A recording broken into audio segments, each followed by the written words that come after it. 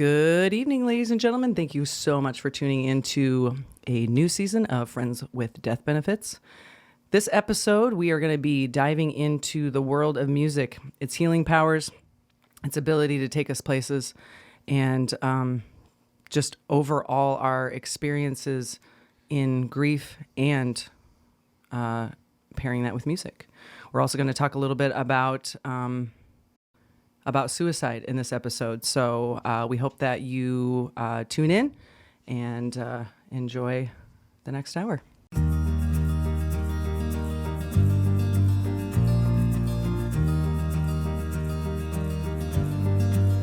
Welcome back, everybody. You're tuned into another episode of Friends with Death Benefits. It is good to be here with you guys. I am Justin Paulson, one of your co-hosts. With me, as always, is my super good friend, Miss Tiff Mussman. How you doing? I'm doing good.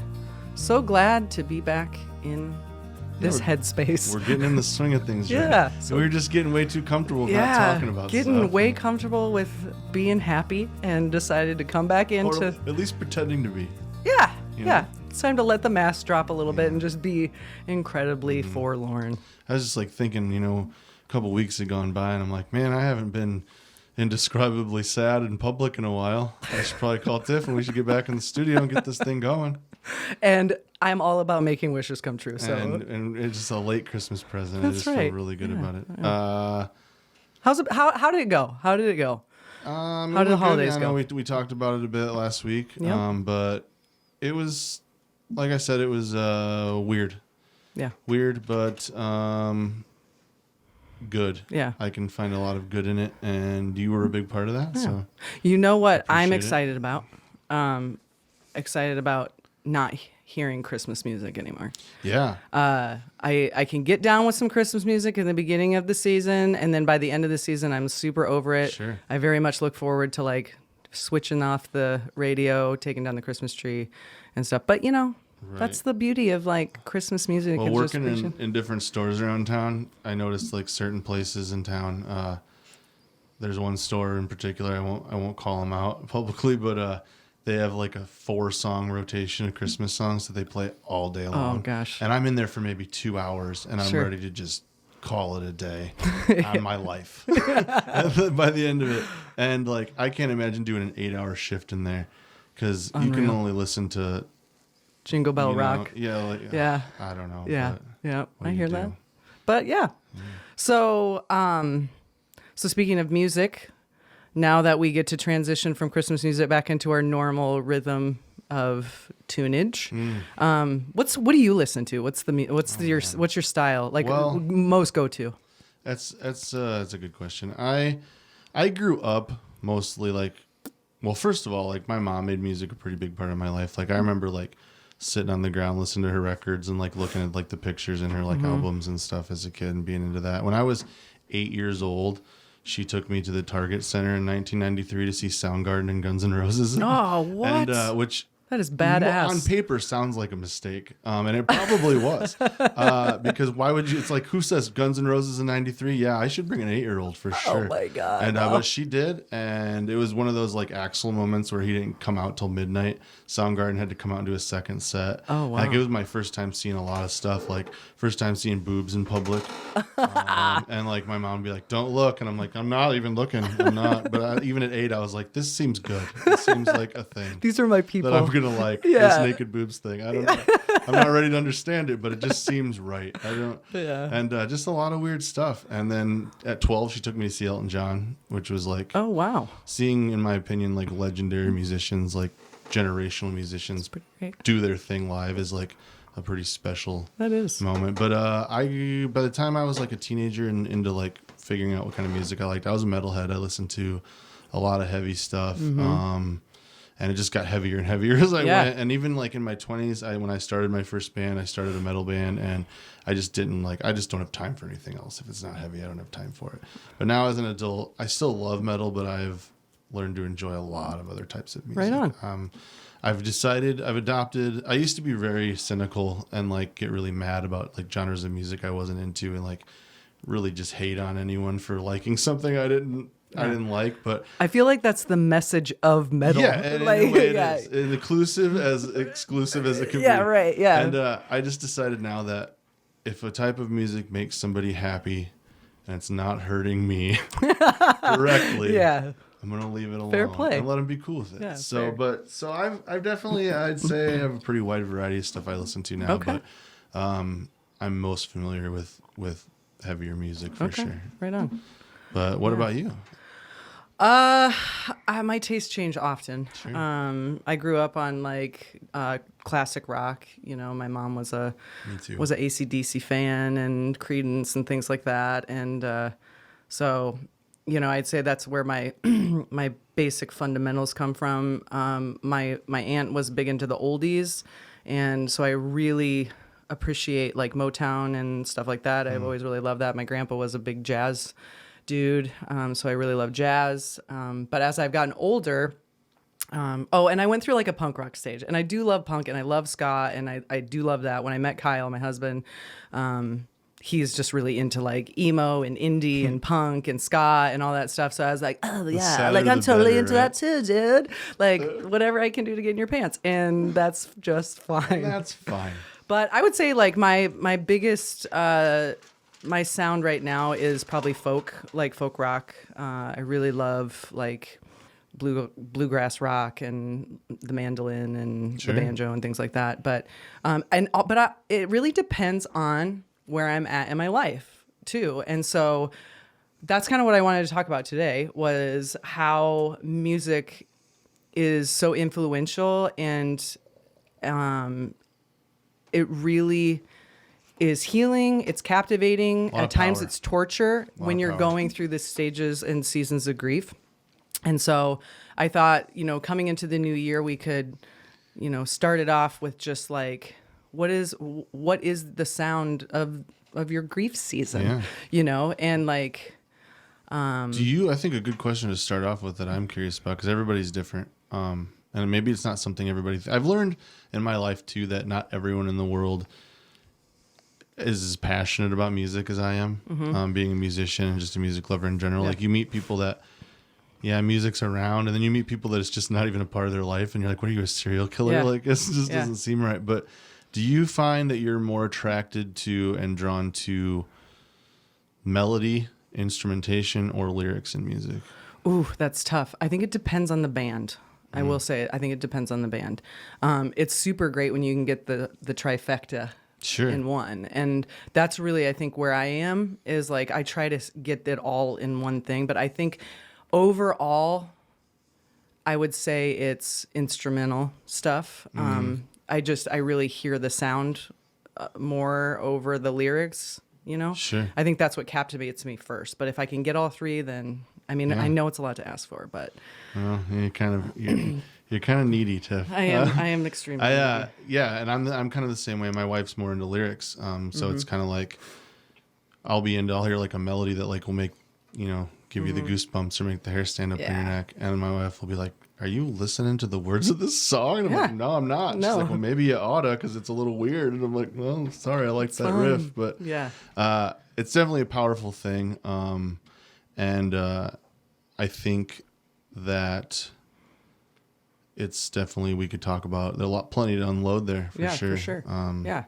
So we actually brought in a guest today, since we're going to tackle the music side of this and the power of music in grief and healing and that sort of thing. We brought in a fellow musician, because you're a musician too, Justin. And I don't know if we've ever talked about that, but you are is it called an axe man? Do you call it that? What do you call it? I dabble. Yeah. You dabble in the axe? Okay. Yeah. We can get into that. So we brought in our first guest of the season. Mr. Reggie Cook is here with us. Thanks, Say hey, Reggie. Thanks for having me. Yeah. Is we officially into season 2 of this show? We took a break. Do we have to say that? Season 2? I think you just said of the sea. I think we just subconsciously... So season 2, cool. Episode 1. Thanks for sticking around, everybody. Yeah. So we got Reggie Cook is with us. So I had to bite my tongue so hard when I was like, "Can I talk?" Right. Of course. You know what I mean? But you introduced me finally. You went to Soundgarden. Your mom took you to Soundgarden. Yeah. Yeah. One of my favorite bands. Yeah. It was the Super first live jealous. band I ever saw. I mean, I can't believe they're playing with Guns N' Roses. Right. You know, but whatever. Hey, listen. You don't know. you dare. I went as Axl Rose for Halloween one year, and I killed. They did I killed. Have you seen him now? No, You don't want to. No. He looks like your Isn't it aunt Brett that Michaels? you They're were- the same person. He looks like your You've aunt. never That's seen a them both good. in the same room since '87, so it's true. Yeah. Yeah. But yeah, we went and it was like I said, I was 8 years old and they played and I was like, wow, like that's what a rock and roll band is. And then like 2 hours went by and then they came back out and they're like, hey guys, Dude. we're gonna play again, but Axel's coming out, we swear. What year was this? '93. Oh man, you're Use so Your lucky. Illusion tour. Yeah, That's wild. Yeah, they were touring on Bad Motorfinger and they're so good. it was a good experience to start. I think that's why I love live music so much. Yeah. Still to this day. But yeah, I think maybe we should start by kind of give us your story, like your musical story a little bit. Like musical as far as being a musician goes, Yeah. kind of give us your background a little Yeah, bit. when I was a kid, we loved rock and just rock and roll. My parents loved rock and roll. And my brother and I started a band. Well, he tried to start a band with another guy. He bought some drums and basically that guy sucked. But the drums were at our house, so I got to play them all the time, right? Mm-hmm. And so I just picked it up, just Sure. easy. So your instrument is the drums. Yeah, You're a percussionist. I play the okay. drums. Cool. It's, and it's I can pretty play impressive. some power chords on the guitar. Sure. Yeah. I learned how to play drums, air drumming. Yeah. Like for years, I just like real, like actual, like not just like I actually tried to like Learn. and like by the time I sat down an actual drum set, I could play like a simple beat. Like, Yeah, was I like, could see that. And Yeah. and I've owned a drum set now for a few years, but I would say like Nice. I'm the opposite of you. I'm mostly a guitar player that is an okay drummer. Yeah. Where you're a So you drummer started banging around on the drums at how old? Do you think? I was like 16. Oh, wow, 16 years old. So yeah, kind of late. I should have been a drummer in band. Like I played trumpet, which is so dumb. But, Hey, my grandfather's a trumpet. but told I me learned rhythm and music, you Yeah, know. yeah. And my parents never let me quit anything. So if you start a band, you're gonna be in there till you graduate. You know what I mean? Yeah. That's just the way they were. But so you're probably really good at the trumpet, is what you're saying. yeah, actually, well, it's hilarious. My son started playing trumpet, and I hadn't played it in years. And I picked it up, and I was like, I'm like reading the music. I had to refigure it out, kind of like math that Yeah. you don't do for years. Right. And then I just played it, and I'm like way better than him.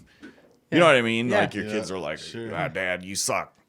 No, I don't. But It's important to It's school funny. your kids. It's a good lesson. yeah, For sure. Don't like, take oh, it check easy this on 'em. out, Yeah. you know. But yeah, music has always been huge. And my brother and I started a band, and we played like 4 shows and split up. The band broke Whatever. up. Yeah, but you we're still young live kids, together. you know.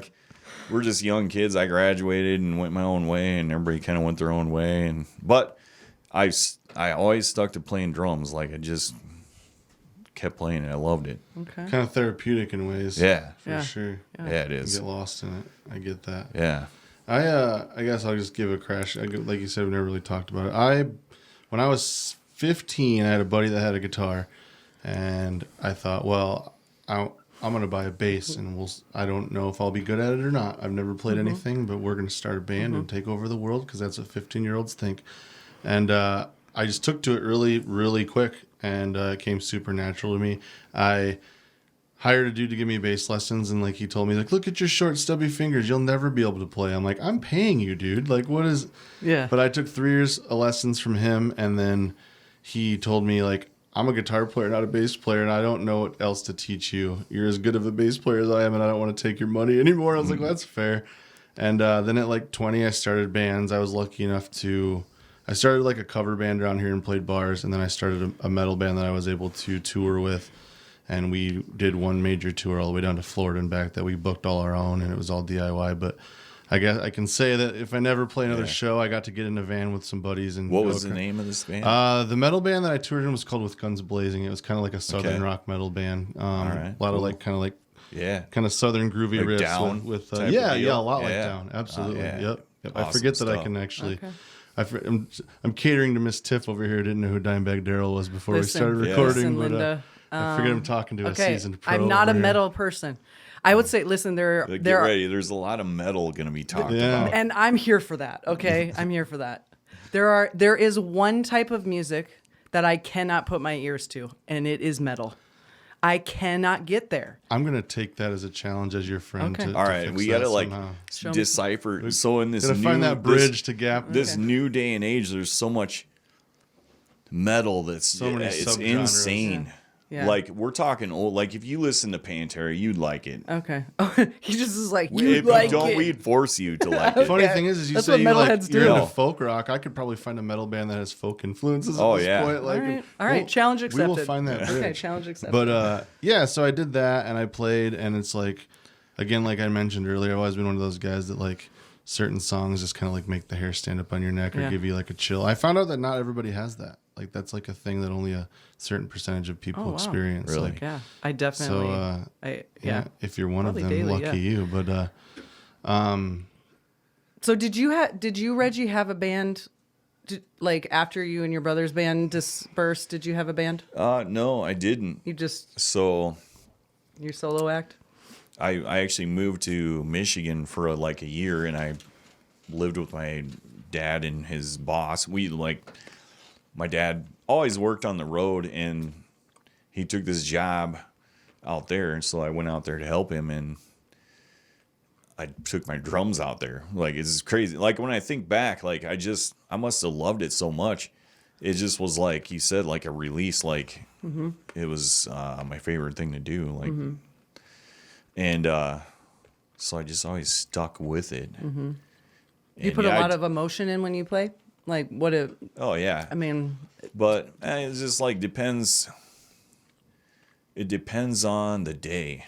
Some days and you probably, Justin can probably say this behind the guitar. Some days you're like, man, I suck, man.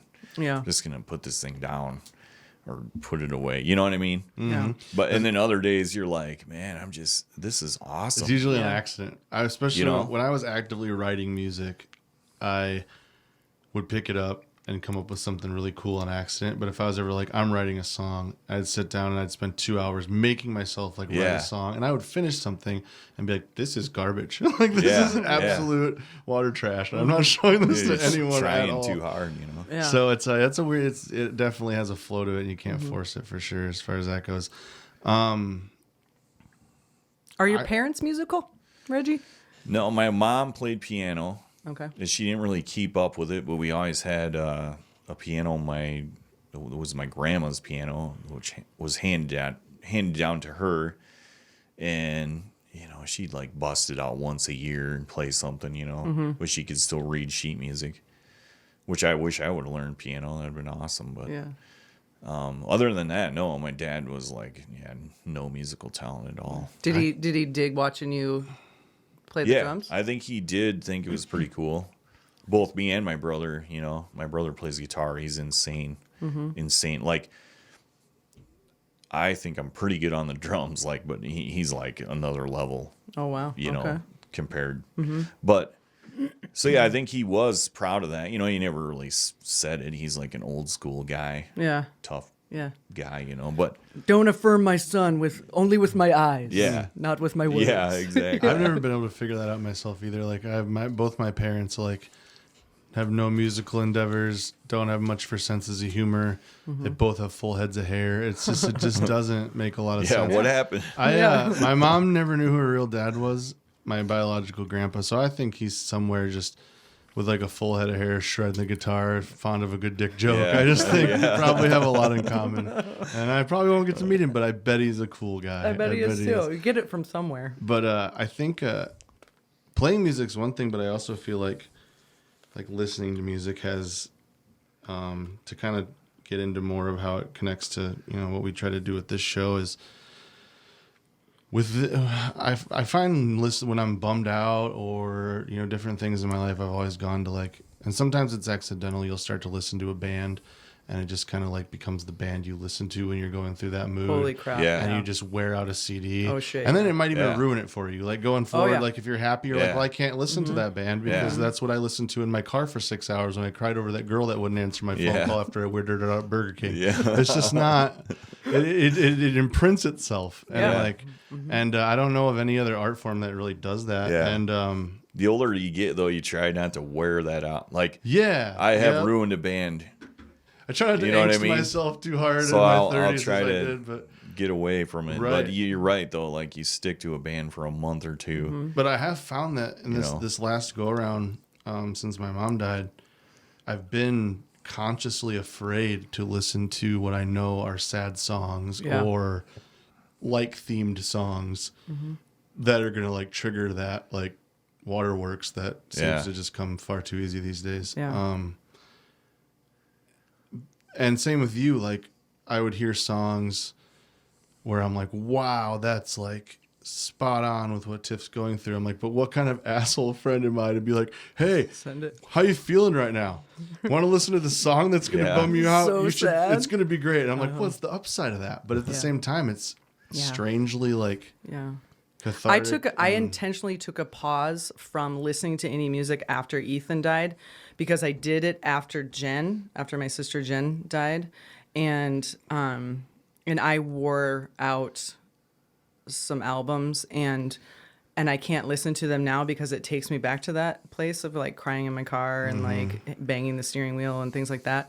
And so I knew I didn't want to attach myself to music in that way after Ethan.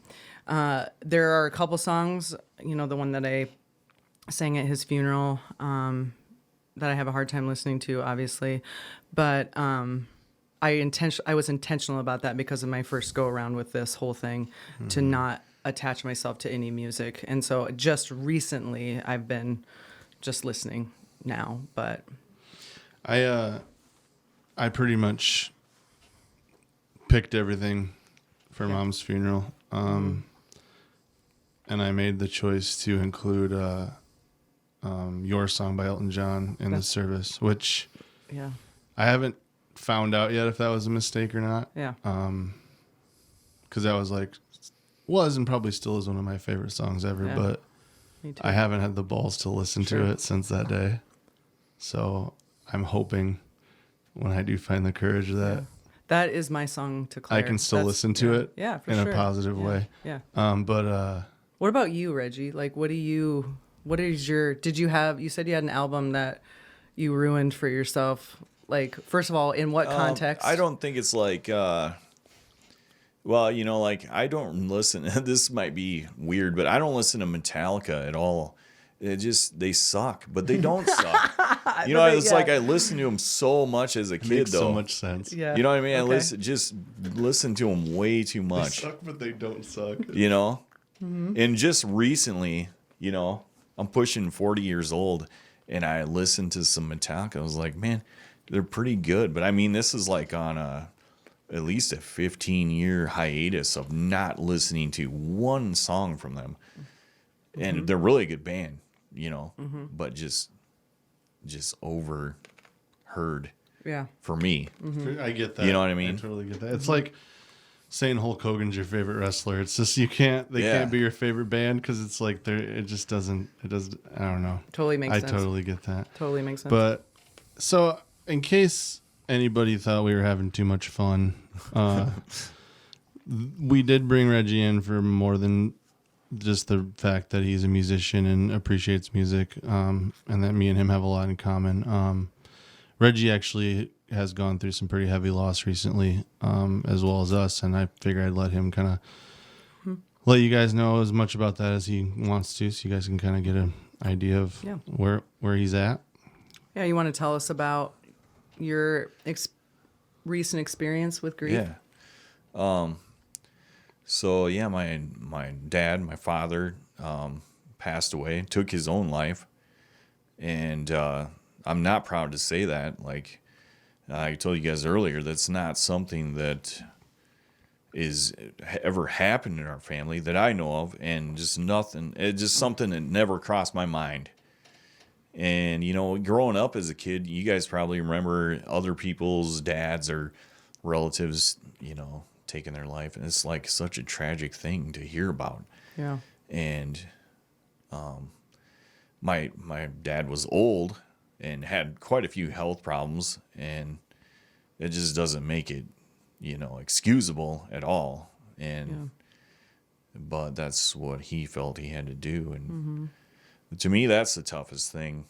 If he would have died of natural causes, you know, it just would have been, it's not that it's hard. I don't, you know, like I cried once hard for my dad, and then, you know, that's kind of my personality though. I'm not going to bawl over him again, but I do think about him all the time. And I think about the way he died, and that, to me, that's the hardest thing. Yeah. Just, I don't like it. Yeah.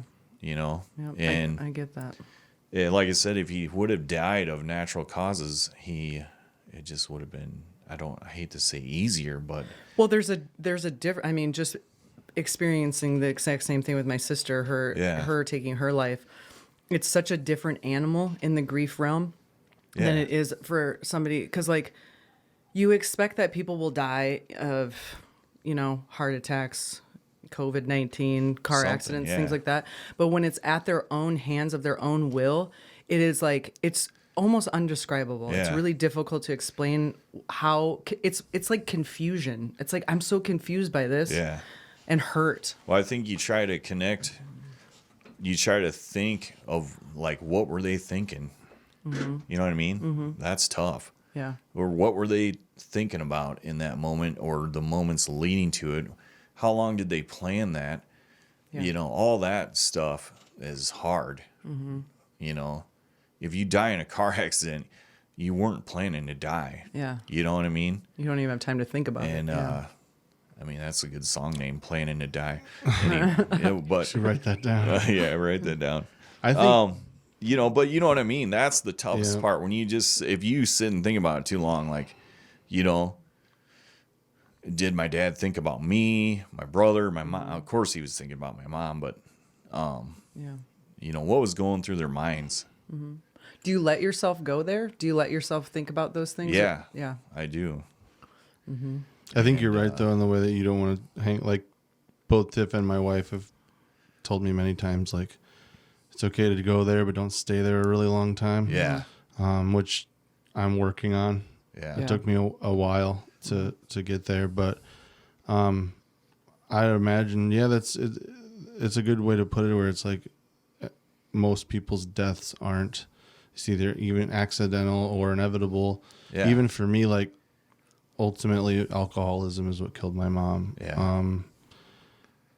But that being said, it was still an accident. Yeah. It was very preventable, but still an accident. Yeah. As to where you both have dealt with something where it was very intentional. Right. And I have to assume, like, thoughts come up, like you said, not only like what were they thinking or what was going on, but I imagine there's thoughts of, like, what could I have done? Yeah. Or why wasn't, I mean, do you have, Well, because you think about when you were saying, like, about it being preventable with your mom, that's what we think about. We think about, this was so preventable. Like, but usually the weight of that prevention falls on our shoulders, where it's just like, what could I have done?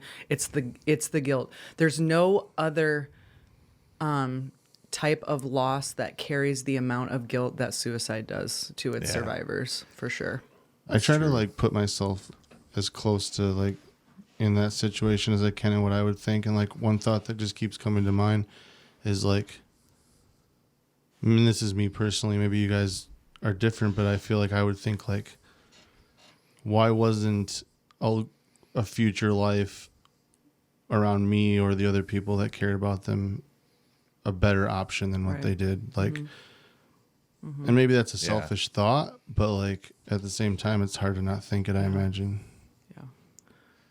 I've definitely gotten to the point, you know, I'm 5 years post, just like a week ago, actually, is that I've gotten to the point, and I actually got here kind of early on, that I feel that my sister had a disease, and also because the mental health system, it fails people with mental illness so much, that she believes, and I think a lot of people do believe that do commit suicide, that this is their cure. I believe that they think that this is the only cure for them. And I would say by and large, most people with mental illness do seek some sort of help. And we have a super broken mental health system, and they're often failed, or they don't follow the necessary things or whatever. And so I'm at the point, 5 years out. Because how long has it been since your dad? A little over, well, yeah. It'll be 2 years here in a few months. So, okay. Yeah. So, but in the first fresh times of it, it was like, why wasn't I enough for you? What could I have done differently? Love can cure all things, and that's just not the truth. And we want it to be the truth, but I believe my sister had a disease, and that was the cure for it. And I've said many times, I prayed every single night for her to be healed. I prayed for her to be freed from the prison of her mind, and I really believe, as much as I hate that it went down that way, that was the answer to my prayer. Ugh, I hate saying that. I'm glad that we've had that conversation. I'm glad that you're able to say that, because I think it's good for you as far as like, getting on with your life goes. I don't know that I'll get there. But I as many differences. Not with that attitude. As many differences as there is, I feel like there's a lot of similarities too. Like, a lot of people have said to me about alcoholism, like that wasn't your mom. Mm-hmm. That was, a disease, and that was, like, and it's the same thing with like suicide. A lot of people that commit suicide, like, people will say they didn't see it coming, or they don't, didn't know that they were feeling that way. And it's like, as sad as I've been, and in the past 6-7 months, sadder than I've ever been in my whole life, I've never once not wanted to be alive. Yeah. And I can't imagine what that would feel like, to be like, exactly. Not being here is better than being here. Did your dad have mental illness? No, like, not that I know of. Okay. So this was really out of left field. Yeah, it was. I mean, it wasn't super out of left field, because he was, he wasn't really, really old. I think he was 64. I could be off, but he just, his body was deteriorating, and he feared, like, I think it was more out of fear. Like, he didn't want to be in a nursing home ever. Mm-hmm. And I think he just, I think what it is, he's one of those guys that would never go to the doctor. Sure. Like, why? I don't know. Yeah. But then when he finally did, and basically found out that he'd had, he's like on his third stroke. Oh. And he was kind of in rough shape, and I don't think he just could not end up in a nursing home. Mm-hmm. And sadly, my mom's mom was in a nursing home for, I believe, 12 years. Oh. And he watched that, and it's like, he didn't want that for himself. Yeah. Mm-hmm. I think like I said, it was out of fear that he just didn't want to be stuck in some nursing home. He felt like he wanted to go out on his own terms. Yeah, exactly. Yeah. And he was that way. I mean, that's a good, part of me respects good way to that say kind it. of, like I get it, I think, but it's also like, well, shit. Yeah. Thanks. Now you've just passed on this horrible feeling to you. Yeah. Yeah. That's the tricky thing about suicide, is that it's just the grief and the sadness and the disparity gets passed on. It's like you get to be free of it, and now I have it. Do you find, like, was there any certain, like, music, or did you find you leaned on music, or strayed away from it in those early, like? No, I always lean on music. For, like, it's kind of weird.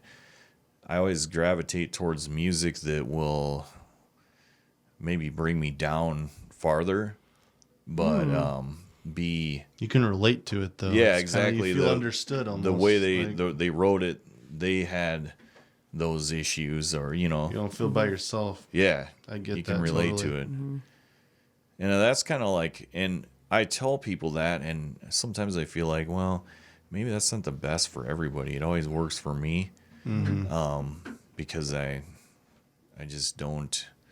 I'll come out of it and switch to listening to 311. They don't. Yeah. They're not down ever. Yeah. But like. No, that's my kind of stuff. And yeah, so I'm always fine, but that's exactly it. Like, if I can find music that these people have gone through this, or they relate to my life. I mean, a lot of music relates to everybody's life, anxieties and problems, and so that's what I gravitate towards, Yeah, I don't know how many times I've heard like a lyric or something, but like, wow, that's a really clever way to say exactly what's been going on in my head for the past couple of weeks. It's you attach yourself to it. It's like it's almost hard to explain to some people. In music, like you instantly realize that not only did this guy has the same problems, back in 1987 when he wrote the song, but a lot of people have those same problems. The music connects you to people you don't know, but you just know that tons of people have those same problems. They listen to this music just like you are, and they connect with it. They feel what the singer's saying. Back to what you were saying, like, do I connect? Do I want to listen to instrumentals? No, I'm not an instrumental guy. I love like lyrics where the song just matches the lyrics somehow. They just, I mean, look, like, do you listen to Machine Head? Yeah. That surf. Guy's so pissed off, and the music is pissed off. Like, it all just matches right up. Yeah. I can't relate to the guy. I was never touched or whatever happened to him as a kid, but I listen to it and I think, like, this guy was able to get across his life in this music. Yeah. I think that might be how we get you, Tiff, is because a lot of people that don't listen to metal, like, they'll be like, how can you listen to that? You can't even understand what the dude's saying. He's just screaming. But metal, not all, but a lot of metal bands, it's some of the deepest, most thoughtful lyrical content that you're going to find I would agree with anywhere. that. I would agree with that. Yeah. Corey Taylor from Slipknot is a genius in my opinion, and like the words he's written are like whoa. Yeah. But like, that's another thing is, like, a guy, you could write a song and have it in your head like, okay, it's about this. This happened to me. I'm going to write a song about it. But 1,000 people could take it 1,000 different ways. Yeah. And be like, well, this happened to me, and even though it's not directly about this is what it reminds me of, and it helps that person through that situation. And like, that's another where, like, how diversified like one song can be, like, the power of music to be like to mean 1,000 different things to 1,000 different people. One song could be someone hears it and they start bawling because it reminds them of someone that died or a bad time in their life. Another person might hear it and it makes them super happy. It might be the song that pulls them out of that kind of shit because they listened to it when they, something bad happened and it made them happy and they listen. There's no boundary. There's no limit to what music can do. And it's. So I have a question as far as like, from a musician standpoint, so obviously we listen to music, it takes us to a space, like a headspace. Are you playing music through this? Are you playing music through, like, in the early days where you just like wailing on your drums and just like going crazy, or like how did you take a hiatus, not feeling creative? For me, as like drums have always been where I can just like lose like thought of anything. Okay. Like, I just play the drums. Okay. And I don't know, there might be some subconscious thoughts going about something, but it's kind of like it's washing it away. Yeah. Like, I'm just concentrating on the drums. It's a break. It's a pause from all the bullshit. Yeah. I get that. Yeah. How about you, Justin? Have you played since your mom? We talked about that a little before we started recording, and I hate to say it, but I haven't.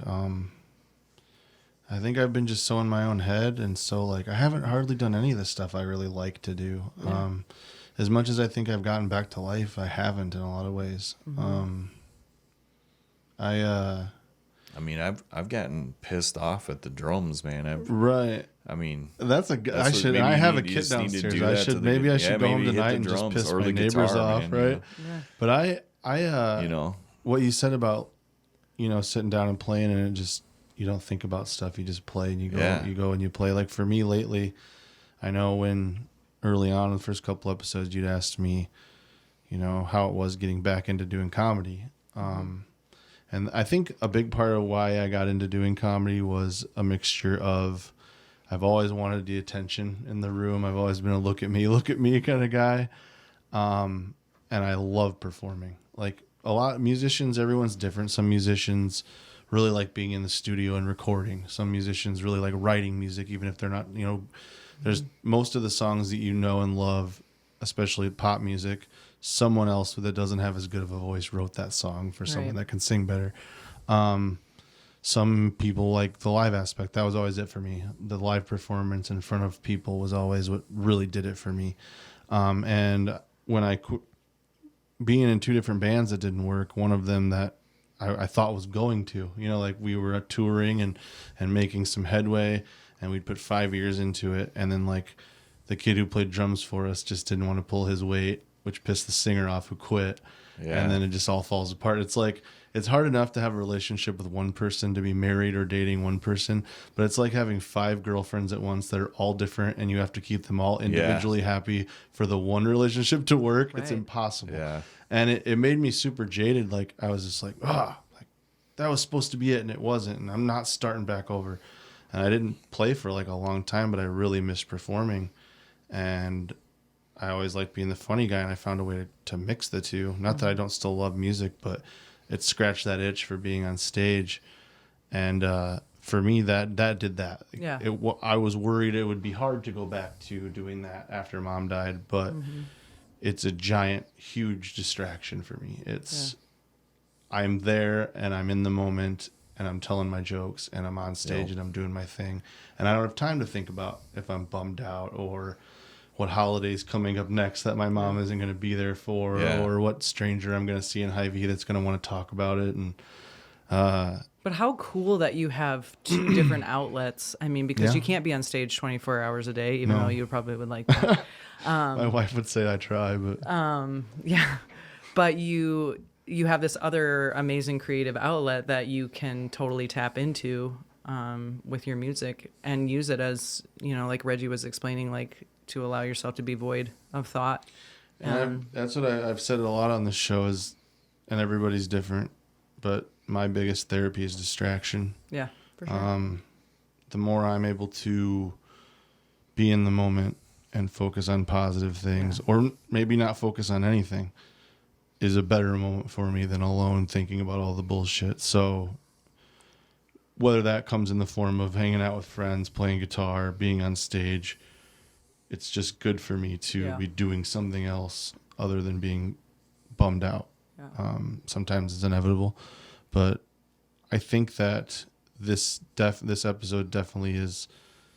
I'll probably go home and either pick my guitar up or do something, because I guess I subconsciously didn't realize I had played in 6-7 months. Right.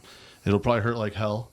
I have no calluses on my fingers anymore, but I deserve that. I earned.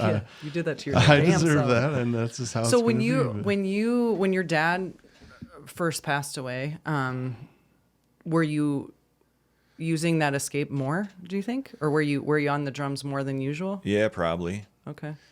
And I mean, like it's easy to go to the drums and just forget about things. So. Mm-hmm. I probably did play a lot more. Just recently, though, and since then, or just before then, I just started playing a lot more. Just because, I don't know, I'm getting older, and I'm like, you need to focus on something, Yeah, right. But you also have, like, it's kind of cool. It's come a little full circle because you also have a son who is a musician too, right? Yeah. And what's his name? Is that Jackson? Jackson. Okay, that's what I thought. And he's 16. Yeah. Right. So 16. Yeah. And he is an amazing Yeah, he plays guitarist. guitar. He's Yeah, awesome. He's an amazing And guitarist. Yeah, blows my mind. yeah. So it's like So- it's a space where you guys can enjoy it together. Yeah, And it makes me very really cool. happy that he's picked it up.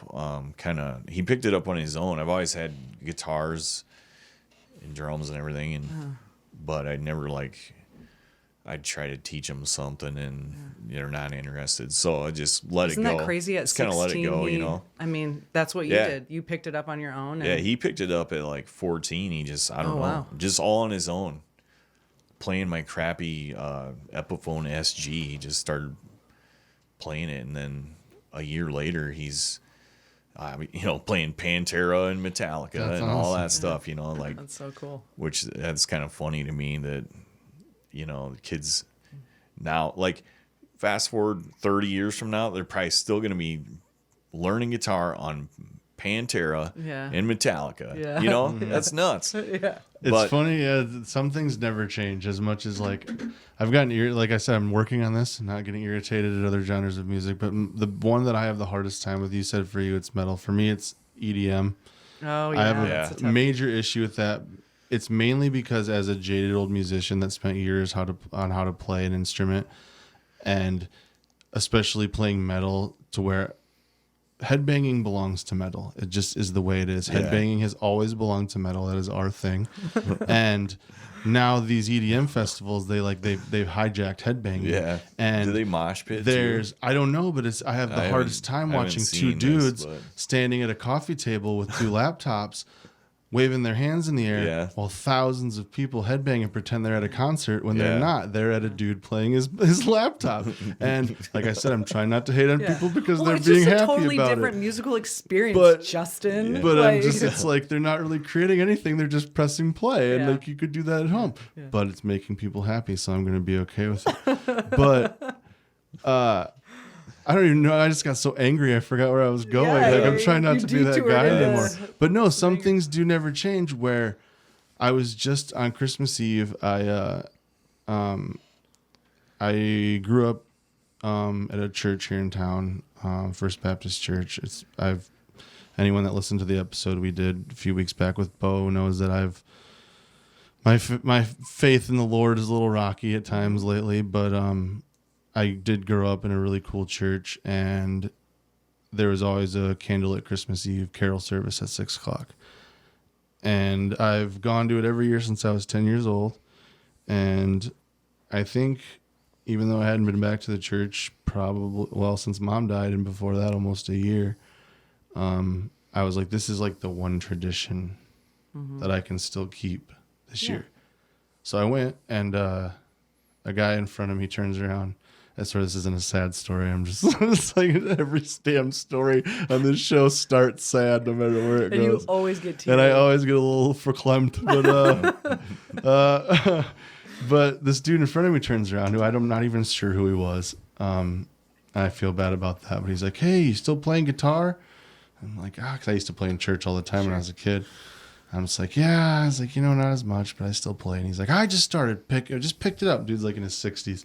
He's like, I just started playing. My grandson played, and I wanted something to do with him. He's like, so I bought one, and I learned to smoke on the water. And I go, that's where it starts. I go, that's what everyone learns that riff. Exactly. And it's like, when those dudes wrote that riff, they weren't like, this is what everyone's going to learn on guitar first. Like, this is, because it's like a rite of passage. And that's something any musician would know, and that's like weird, fraternal things between musicians but it's cool to see that, whenever I see someone young playing, I'm just like, I never thought I'd be that guy. It's like, oh, these young kids and you're that guy. their computers and their, 100% that but guy. it's just cool to see. Reggie's that guy. I think. It's cool to see people playing, and even if they don't want to play the kind of music I dig, they're playing. Yeah. You know what I mean? And it's still going on. So it's very cool. I mean, it's the great, it's really what brings us all. I don't know a single person that doesn't listen to some sort of music, It's the only universal language there really That's is. it. That's the words I was looking for. Yeah, it's a universal language Yeah. for sure. Yeah. Do you have like a song that's just like, it's the song where it's just like all the things and I'm having all the feelings, like where every time you hear it, it just is like, oh, all the feelings? Man, I don't Either know. of you? That's kind of a loaded question. I probably have a lot of songs like that. I would say it's like, there's not just one. Is there one specific song that you listen to that will make you mega sad? Like one that will just be like waterworks so hard? Yeah. Well, I just talked about this before we came over, or before I came. I was talking to my wife, and it's weird. It's this band that you might not even know, Blacktop Mojo. You ever heard of them? I know them. Yeah. They have this song called Underneath that I just stumbled upon on YouTube a couple years ago. This is before my dad died. I think I left I think this is what happened. Lori said this. I had left the church that I was in for 15 years. But anyway, I'm sitting on the back deck as I normally would and listening to music at night, and she's working. And I just find this song, and I literally bawled. And I kept replaying it and bawling over and over. Like, yeah, let's just bawl some more. Replay. Yeah. You know? Yep. Yeah. Oh, And man, so have I been played there. that on the way here, actually. And I was on the verge of crying. It just gets you. It's just that song. It's the guy's voice or the words or something. He wanted to get warmed up. You know, You they know, say don't I jump did. into I'm just like, lifting maybe I weights. You shouldn't. gotta. That's right. You gotta He get knew what he warmed was up. coming to do. How about you? Do you have one? I definitely probably have several. My very most favorite band it's funny because I'm a huge metalhead, and my favorite band is like a slightly emo punk rock prog rock band called Coheed and Cambria. Oh, yeah. And like their whole catalog is based on like a sci-fi story that their singer created a story to go with because he was too shy to write about his real feelings. And so he had to like make like his own Star Wars to like mask his emotions. Like it's like dorky and sad at the same time. But there's this one song called The Light in the Glass, and it's always bummed me out. Like it's definitely got like sad undertones, and I wasn't always sure why. And like I love it though, and like melodically it's like really beautiful and like really special. And now listening to it, like since everything, like there's all these like similarities to my situation that weren't there before, which just makes it even weirder. Yes. And I think another reason that band like is because like I've also said on here plenty of times I'm a huge pro wrestling fan, and not everything that you are passionate about your spouse is going to be able to meet you on. And my wife tries really hard, but she's never going to be the pro wrestling fan that I am. But she loves that band on her own accord, like I do, and it wasn't because I made her; it was because she fell in love with them on her own. And it's like our thing. Like I've seen them 10 times, she's seen them 8. And before COVID, we'd see them like once a year, and it's like they don't have a song that we don't both know every word to, cool. And like that's like it's a big deal to us. It's like for us, it's a big thing, and it's what connection. And that band does it for me in all the different ways for sure. But like there's just sometimes you like things will like you'll imprint on you without you even like realizing it. Like listening to anything that my mom was like into, like that we used to listen to when I was a kid, like takes you there, you know.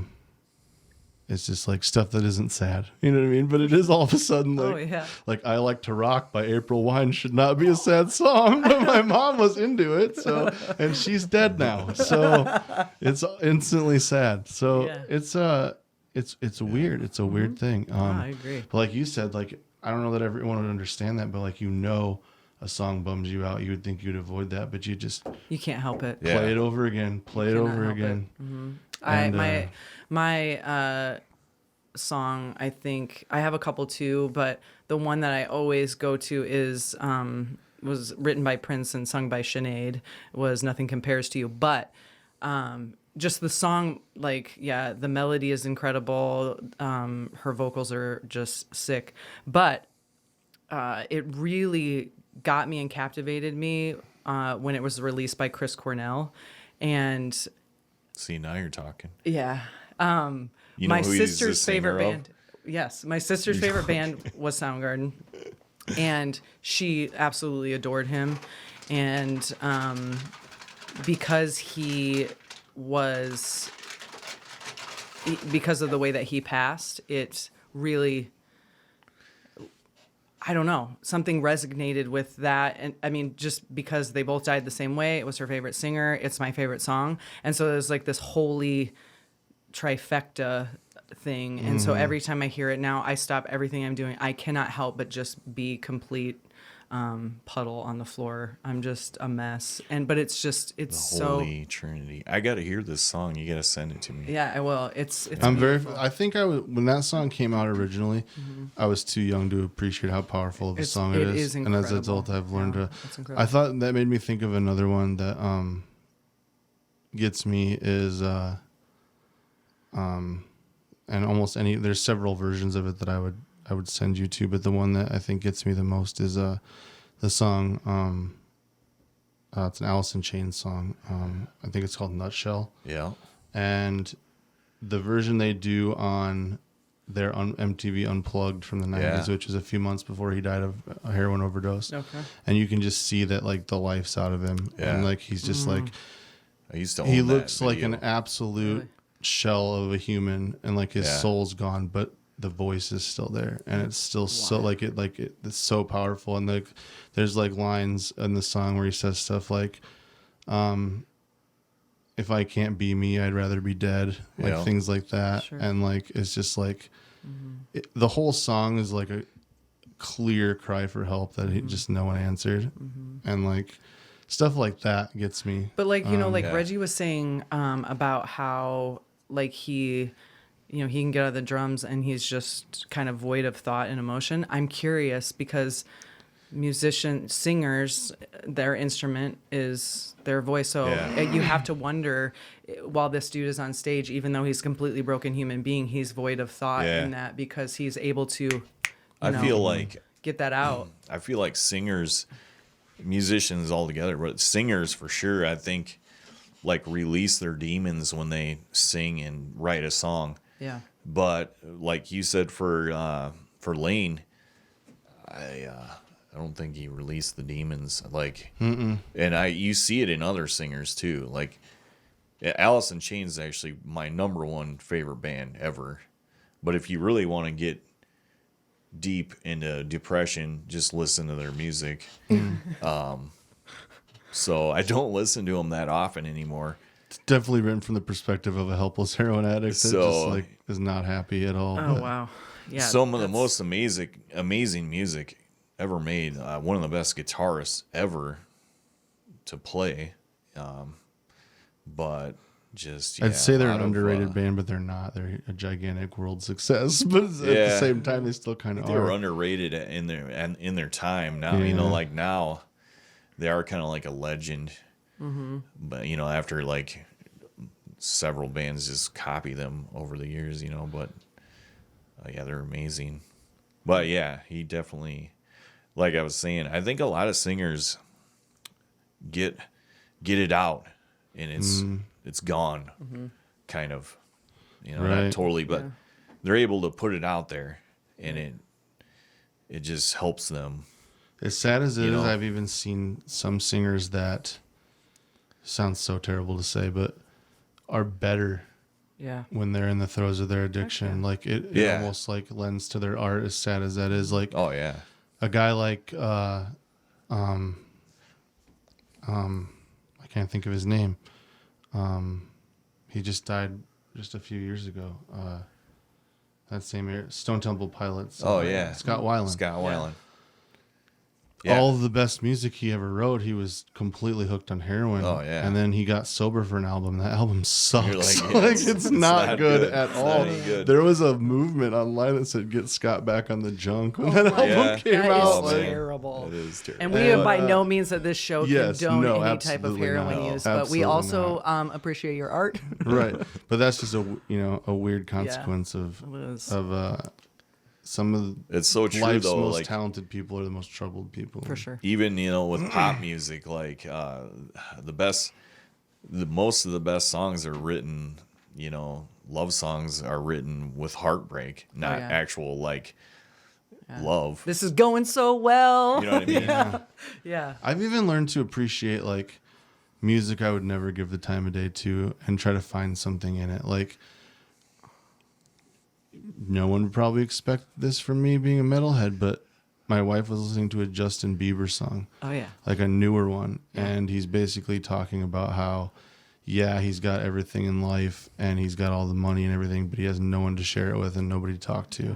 And you can still, people can think you have everything and you can still be a lonely dude. Love that song because of that. And it, as much as it's Justin Bieber still, there's like some real emotion coming through and some real, like, he's a real dude who he's got famous really young and had to like not live a normal life, and people are like, oh, poor guy, he's all famous and rich, but it's like he's still a person with emotions, and and he's using 22-year-old me would not have been able to do that. Fuck that guy.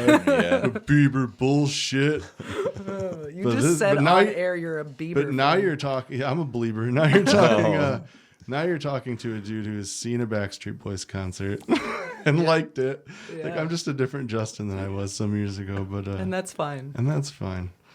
But I mean, I haven't got that soft. But well, Reggie's hardcore. I backed off to like some Nirvana lately. It was my wife's 30th birthday. We were in Vegas. It was more of a good husband move. But I went in thinking like, I'm just doing this to be a nice guy. But halfway through, I'm like, some entertaining fellas here. All the while in your head, you're just like, it's cool because what happens in Vegas stays here, and I never have to tell anybody. And you tell everyone. Yeah, you tell. That's everyone. My problem is I share all the stuff people should keep locked away. But that's so good. Someone has to. I love it.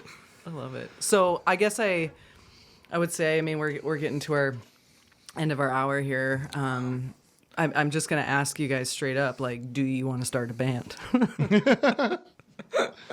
Well, what do you want to play? Oh, no, I'll just... You're going to sing? Manage. I'll just watch. You don't mind singing in front of people. I can sing a little. Can you get some grit in there? I don't know. I think so. I've never really sang in front of anybody until Ethan's funeral. Yeah. I had never actually, polished up the old pipes or anything like that. So I guess what we're trying to say is if you want us to start a band, leave comments in the link to this video as far as band names and stylistic direction we should go. And maybe just ways to rein in an unruly frontman, because I feel like Tiff's going to get an ego really fast. Yeah, worked really hard to suppress the beast, but you put me in front of a microphone and a bunch of topless women, I'm a mess. Can't help yourself. Justin loves boobs. Since he was 8. Yeah. So, well, I don't know about you, but this was great, and I always like to really talk about my experience with music and grief, and I always like to figure out what people are about. I mean, you can look at Reggie and know he's probably a metalhead. We can look at you, Justin, and know that you're a believer. Yeah, for sure. I just look like the average guy that would be at a concert. But like sometimes actually opposite. Yeah. And sometimes you just don't know. It always bothered me, like when I was like in the throes of my playing metal. Like I hung out at Laredo's a lot, which is a little counterproductive as far as they don't play a lot of metal in Laredo's. But like, just because I had long hair, people would be like, "Oh, you're a hippie, huh?" I'm like, "I ain't no damn hippie. I'm the farthest thing from a hippie. I have no time for hippies. Hippies and metalhead are just sworn enemies." I would listen to metal over jam bands. How about that? Yeah, I would. I would do it. That's a start. Okay, that's a start. I feel like I'm being re-accepted by the group here. We'll see. Slow baby steps. Okay, baby steps. But. Yeah. Reggie, thanks for coming and being open about everything and talking with us, man. No problem. Yeah. I think people will be able to relate to your story quite a bit. Because we're going to talk further on in the season about suicide specifically. And, I've had a couple people reach out and say, hey, I would really like you to do an episode specifically on that and what it's like for us as the survivors and stuff. So this was a really good starting point, especially from such a staunch, serious dude like yourself. Just to I was like, on the way over, I was like, I'm not that funny, but I should try to be a little bit, but not too hard. You know what I mean? No, don't show all your cards. I just want you to be you. No, it's perfect. Yeah, you don't.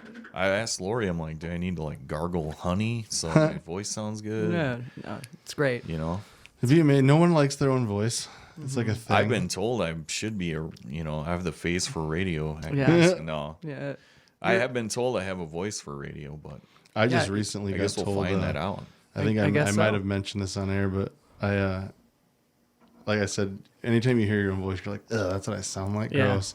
But no one else feels that way about other people's voices. No. But I had a friend of the family runs a local drive-through spot, and we were going through late one night, not too long ago, me and my wife, and we got up to the window to get our food, and the lady who I know real well, a friend of my dad's, is like, she runs the place, so she's like, the only reason I'm up front here is because I heard you ordering, and I told my worker that guy's voice sounds super sexy, and I gotta see what face goes with that voice, and then it's you, and I'm just like, well, you weren't wrong. It's like you were not wrong. Should have catfished him. So that's the first time I've ever had someone say my voice sounds sexy, because then I'm like, well, do I have a future in like sexy phone line work? Maybe. Is this the voice you want to hear late at night when you're alone and you need some attention? Oh my God.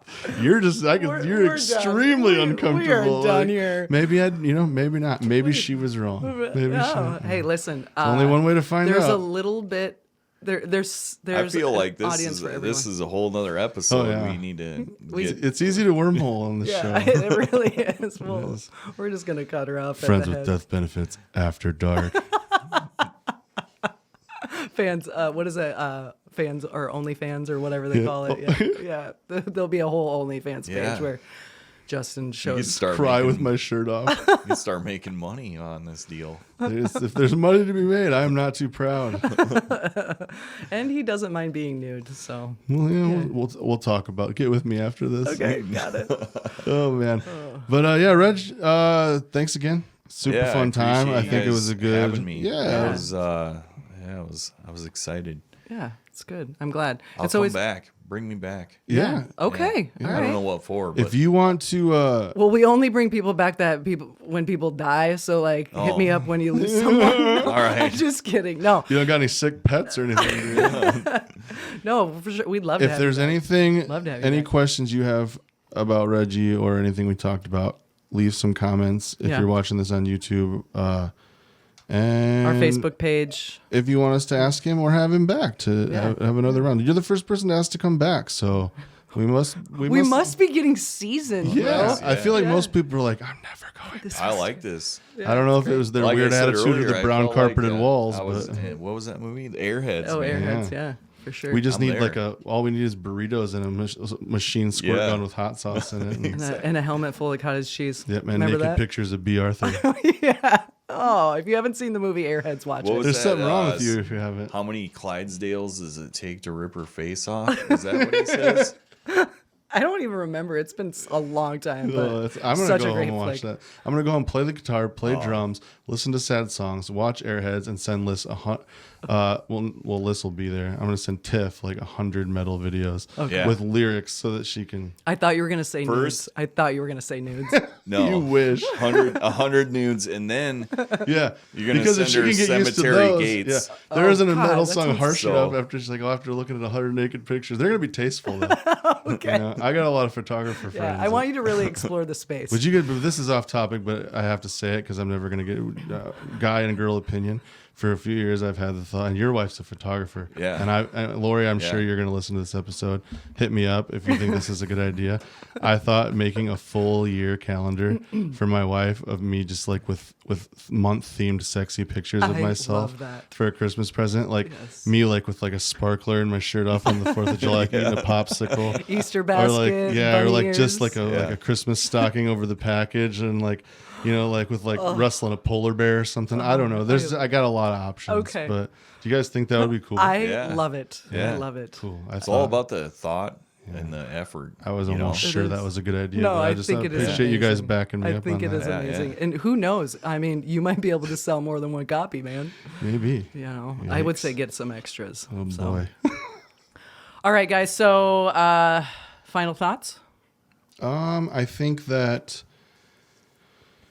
we got the point across the fact that music it not only goes hand in hand with grief, it goes hand in hand with pretty much every single thing in life, which makes it one of the coolest things in the entire world. I think that anybody that listens to this show and gets something out of it or has felt that the things that we are saying are relatable, I think has probably felt that way about music 100 times over in their life more so. So hopefully you guys listen to this one and it made you kind of reflect on your own life with music, and hopefully you have one. You know, if not, then your own soundtrack. figure I'd it like out. to say, like, if you're not into music like we are, Yeah. do you listen to music all the time? Every day, Yeah. all day. Yeah. But some people don't. Like you mentioned Right, that it's earlier. weird. It's they're And, like, rare, but it's weird. If you're having a tough time, and like, so if you listen to this episode, obviously, and we're telling you, if you had a tough time with whatever,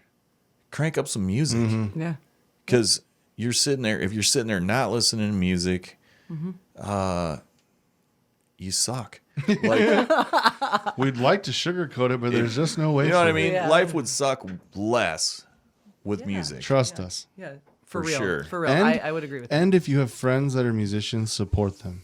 Especially this Oh, yeah. day and age, it's not easy to do. Being a performing artist or a recording artist Oh, is it's hard tough. enough. Like, and so I have a recent, I mean, we could go on forever. Yeah. I have a recent band we formed and for the last year, but we can't play. And look at 2021. It's like flushed, you know, somebody's flushing the toilet on this thing right now. So are we ever going to play? Who knows? Yeah. But yeah, good point. Support your friends who are musicians. be support, nice. support and even like little, Get like out people and don't play. think that like even the smallest things like sharing their page on the internet or telling people about or posting their video or their song or Yeah. all of that is huge. And it's giantly appreciated. There's a lot of really good musicians in North Iowa. Yeah, there Um, is. And Yeah, there's a ton. basically the message most is of them music are is just awesome. Get with hiding. it. Yeah. You know, get with it. Yeah. If you're not with it, get with it. That's right. If you're not with it, you're not. We don't have time for your bullshit. is what I'm trying Yeah. to say. Yes. Oh, it's spoken like a true metalhead. Oh, Gentlemen, thank you Thank for you. all of Thank you. your thoughts, and look forward to being an honorary metalhead. And it's gonna happen. We're gonna work on it. It's gonna be a slow process, but you have an open mind, so I I think, do very I open-minded. think we're gonna get you there. Okay. All right. Well, until next time, guys. As always, hang in there.